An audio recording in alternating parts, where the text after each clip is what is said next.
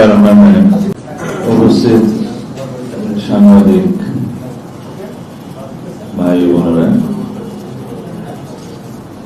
জুলহাস নিশ্চয় আছে এখানে এবং মঞ্চ উপবিষ্ট রিতা আপা, সালাম আলাইকুম। এটা একটা প্রতীকী অনুষ্ঠান, একটা সিম্বলিক রিপ্রেজেন্টেশন যে আমাদের নেতা বিএনপির মাননীয় ভারপ্রাপ্ত চেয়ারপারসন জনাব তারেক রহমান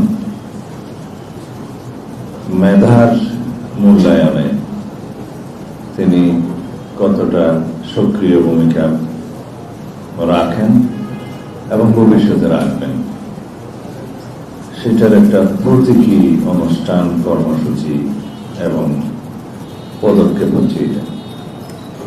জুলহাসরা মেধার বিকাশ ঘটানোর সুযোগ আনুষ্ঠানিকভাবে রাষ্ট্রীয়ভাবে তেমন পায় না, কিন্তু জুলহাসরা সারা দেশে ছড়িয়ে ছিটিয়ে আছে। গ্রামাঞ্চলে, তৃণমূল পর্যায়ে অনেক মেধাবী সন্তানরা আছেন যারা সুযোগের অভাবে নিজেদেরকে বিকশিত করতে পারেন না, রাষ্ট্রের জন্য সম্পদ হতে পারেন না, যারা অবহেলায় অসময়ে ঝরে যায়। আমরা সবাইকে আহ্বান করছি সমগ্র জাতির মধ্যে এই বার্তাটা আপনারা ছড়িয়ে দিবেন।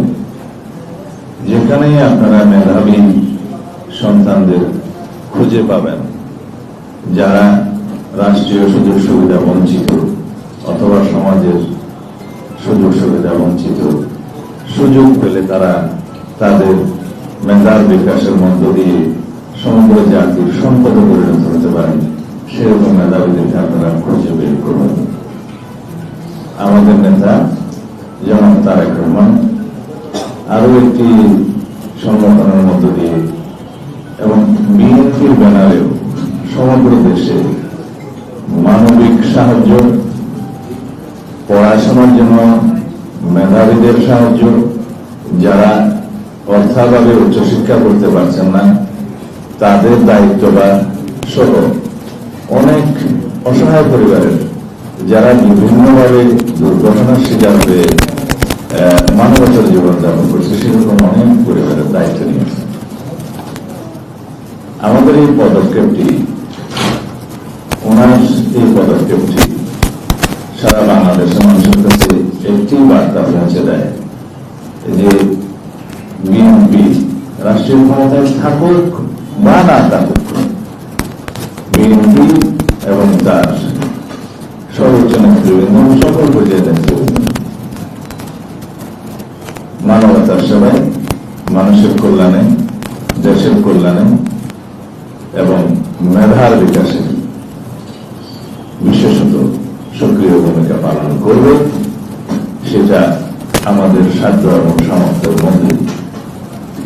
তা আমরা সমাজের যারা বিত্তবান, যারা বিভিন্ন সামাজিক এবং মানবিক সংগঠনের সাথে জড়িত আছেন অথবা নাই, সবাইকে আমরা আহ্বান করব যার যার জায়গা থেকে দেশের সম্পদ হিসেবে মেধাবী সন্তানদেরকে আপনারা সহযোগিতা করুন, তাদের পথ চলাকে আপনারা সহজ করুন এবং বাংলাদেশের জন্য তাদেরকে সম্পদে পরিণত করুন।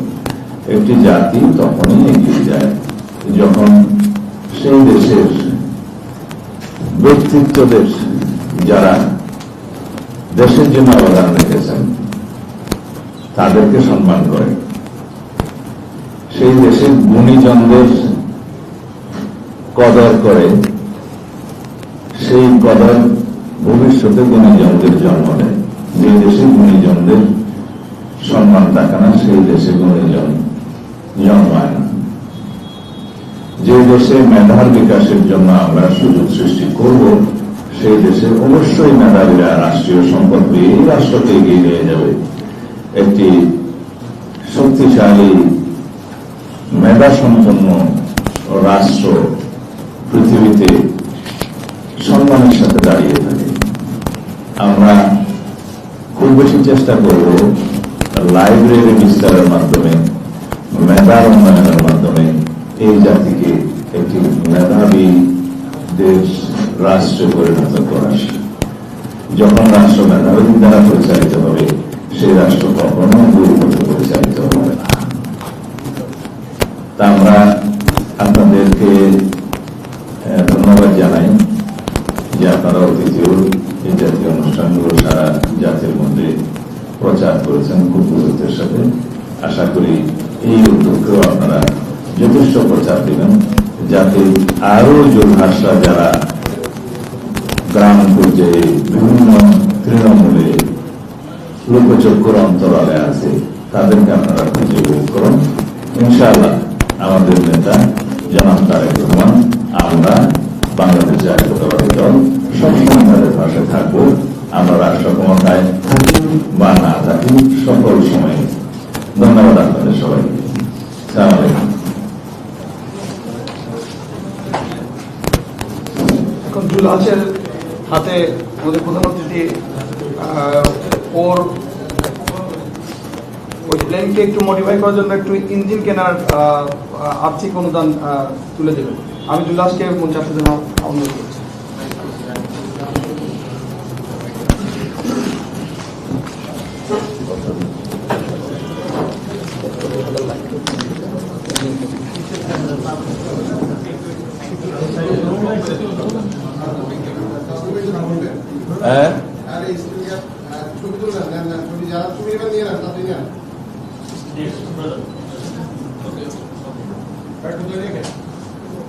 জলহাস কোন পর্যন্ত পড়াশোনা?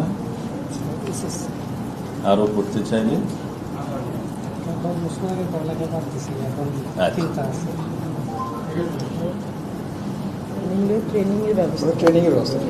ঠিক আছে।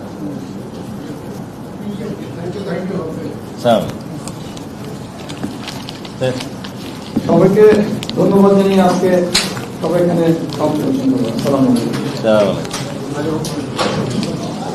চিনেন, যদিও আমাকে অনেকে চিনত না, এখন চিনে।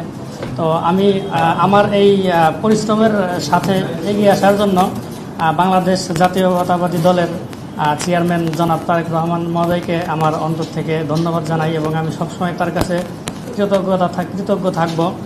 আর আমাকে তাদের সাথে মিলিয়ে দেওয়ার জন্য এবং আমার পাশে থাকার জন্য আমার জেলার আমার শ্রদ্ধেয় রীতা ম্যাডামকে আমি আমার অন্তর থেকে ধন্যবাদ জানাই আমার পাশে থাকার জন্য। তো আজকে যেটা হলো সেটা হচ্ছে আপনার দ্বিতীয় ধাপ।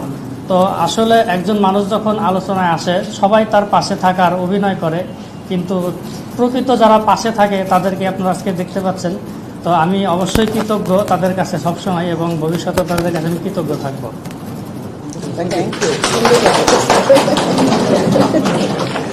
ধন্যবাদ সবাইকে।